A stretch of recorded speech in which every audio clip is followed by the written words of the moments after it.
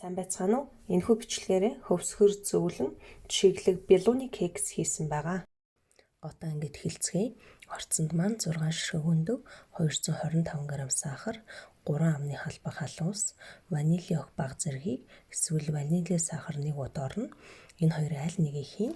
1 чимэг давс, 10 г нунтаг хөөлгөгч буюу бейкинг паудер, 100 г хүнсний цардуул, 190 г гурил орно.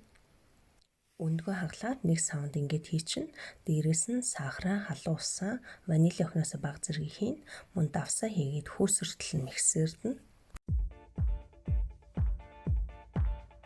Зураг маань ийм болсон байна. Мэдээж ийм гар миксер ашиглаж болно. Одоо дээрээс нь бүхэлдэгдэл хуурай орцуудаа хийгээд шигшигчээр шигшээд өгнө. Ингээд болгоомжтой зөөлөн хутгаж холино.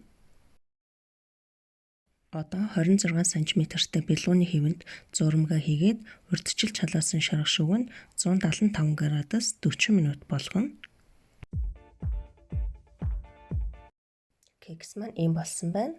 Дунд нь нарийнхан модоор ингэж хатаа шалгачих. Мод маань хуурай байвал болсон байна гэж ойлгож болно. Ингээд хөвсгөр зөөлөн чиглэг белуны кекс маань бэлэн боллоо. Амжилт хүсье. Түр баяртай.